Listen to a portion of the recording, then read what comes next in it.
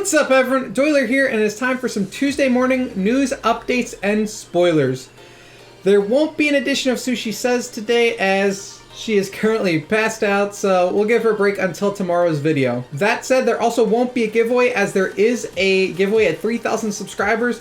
Link up at the top and in the description, so be sure to check that out and sign up before we get 3,000 subs. With that out of the way, let's jump right into the in-game preview, cover my thoughts and analysis, and then we'll hop out for some out-of-game spoilers. First up, we've got the Extra Drop Carnival, pretty standard campaign event. That said, this is a really interesting one, as instead of a specific artifact, we do get a selection chest.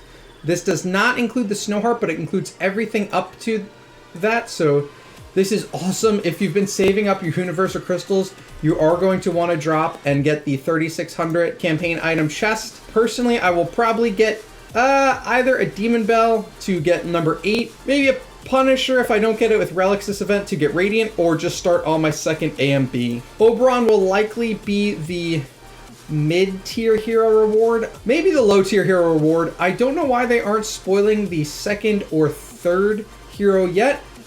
Maybe Forces is the dark hero, which is why they're not spoiling him. That said, even if he is, not really worth the 3,100 campaign items. Oberon's not going to be worth it, even if he's the free-to-play obtainable hero. So stay tuned to see who the free-to-play hero obtainable is. That said, it's probably still better to just get Prophet Orbs. Next up, standard Wishing Fountain event. Jara's the final reward. Either do 100 spins during the event or do one full loop, but not really worth doing more than that unless you just have an absolute ton of wishing coins. We also have the standard value packages for campaign and Wishing Fountain. Nothing too exciting here. Might cover the value since I haven't done it in a little while if you guys would like, but nothing too interesting there. Week 2 of Ormus Workshop continues. Be sure to check out my artifact guide in which I cover what artifacts you should be using for upgrading artifacts versus leveling them up, Afterglow versus Ormus Essence, efficiency, and so on. Also, second week of Glorious Boost, so be sure to drop your 400 relics for those pay-to-win artifacts. So this time we've got Candy Bar, Cog, Rui Scepter, Punisher, and Torch. Wouldn't bother buying anything other than Rui or Punisher this time. Rui's going to be better universally and in general, and is really good if you can get it to Splendid for your Sherlock for PvP or those Aspen dungeon runs. And if you haven't seen Ticks with a Punisher, it is a sight to behold. Personally, I'd probably just get a Punisher for my Ticks if I get to 400, as I am currently only using a Glittery Punisher and would love to make some real Void pushes soon. Next up, we have a Mysterious Chest event. That said, this is going to be another 8,000 gem chest. As you can see, there's a hero copy, Morax. Morax isn't the best hero, but you can replace him in the next Palace of Eternal Crystal. That said, even without Morax, the guild coins and relics alone are worth the 8,000 gems. I'd probably put the 500 and 1,500 gem chests before the 8,000 this time. Ticks last time was a little higher tier for me. That said, you really should try to buy the 8,000, the 1,500, and the 500 gem chests. They're some of the best value you can get in the game for these. Don't bother buying the Chaos Stone or the Elite Shard chests. They're not worth it. Last up, we have another crystal package. This has actually been varying. We've had a $30 one, a $50 one. May come with puppets, may not. May come with a skin, may not. Actual package details to be released, and then I'll do some value analysis. So yeah, the big thing is going to be this Mysterious Artifact Selection chest. But let's slide on out to some out-of-game spoilers and see what's coming up next. All right, we've got a ton of out-of-game spoilers, so hopefully I can get through all of them and cover everything without missing anything. That said, I will include a link to the original QQ post in Chinese from DH Games if you want to take a look at it. Also, my Discord server has the event spoilers from the official Discord server, so be sure to check that out. Link in the description. First up, we have a spoiler picture from New Year's Day a few days ago, but I still wanted to share it, about 3 round eggs.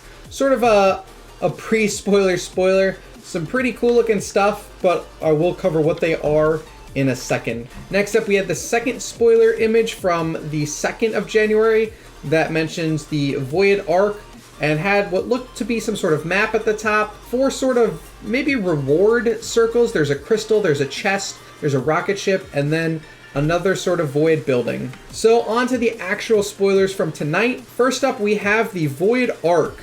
The Void Ark will be released this week on TapTap servers.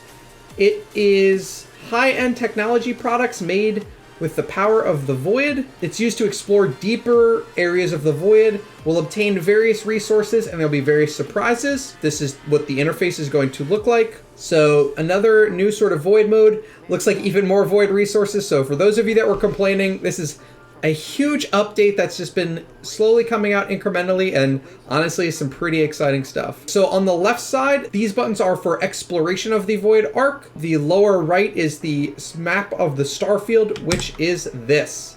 So the star compass allows you to explore different star domains. While you explore the star field, you'll encounter various incidents and you'll acquire all sorts of rewards from it. Sounds like it might be similar to the Realms Gate as far as areas and rewards, but again, we'll have to see. There's not a whole lot other than that as far as what the star compass is. Probably another PvE area for the Void, which is exciting to me. Next up, we have the Central Hall. This is one of the most important places to communicate with the outside world. Yeah, honestly not sure what this is going to be, to be honest. Maybe some cross-server stuff or future Void stuff, or maybe just a way to swap resources. We'll have to see. The next new resource is power crystals. These power crystals are going to be found in the Central Hall to exchange resources. Either A, we're going to have to turn in resources we get to get power crystals, which will do stuff, or we will be getting these power crystals from exploring planets in the starfield, and we'll use them to swap around other resources. We will have to see. The wording is pretty confusing, and the translation doesn't quite cover it. So this is either going to be used to exchange currencies, or we will exchange it for other currencies. Next up, we've got another leaderboard with 5 different resources. When you complete the exploration of the Void, which takes 30 days, so this is sounding a lot like Void Celestial Island, you will get rewards based on your leaderboard rank. We get blue crystal things, yellow crystal things, purple crystal things, green crystal things, and egg shards, egg pieces, eggs. Don't really know what any of these resources are, but yeah, so we get 5 more resources. They may involve power crystals. There's a leaderboard with rankings, and similar to Celestial Island, it's going to take a whole month at least to start to complete these. Spirit of the Stars. So there are many eroded ancient trees in the Void. The heroes who placed the continent unexpectedly discovered. These ancient trees have a strong nourishment for warcraft. At the same time, the Tree of Stars grow from ancient woods, and strange creatures were attracted. There's some sort of ancient tree that can be upgraded to the Tree of Stars. So here we have some sort of level 1 tree. Looks like it uses 2 even different resources than we've seen in the previous screenshots. And we have an egg interface and some sort of weird monster interface. Looks a lot like Celestial Island. At level 1, it gives 10% of something. Level 2, it'll give 20% of something. Uses 280 of those resources. This is a very similar UI to Celestial Island. That's really where all of these comparisons are coming from. During the Void Ark explorations, you can obtain eggs of the Void. So this is what that spoiler was from on New Year's. So the awakening of different types of elfins in the Tree of Stars will bring various attribute gains to the players' teams. So these sound sort of like a double monster, maybe a Void-only monster. Something like that is really what I'm expecting. Looks exactly like a monster. It's level 29 to 40. It's tier 1. It uses similar resources to that tree. It gives, if I were a betting man, 63,000 hit points, 1,112 attack, and 1.5% something. Not sure what the third one will be. And then the last one is probably its specific monster bonus. But yeah, so these are either going to be a second monster, a double monster, or a Void-only monster. Should be exciting stuff, and more resources, more resource sinks, and a lot more to be added to the game. So that's going to wrap it up for the out-of-game spoilers. Again, no giveaway this week, so check out the CD key giveaway at 3,000 subscribers. And be sure to hit that subscribe button if you want to help me to get to 3,000. I'll catch you guys tomorrow.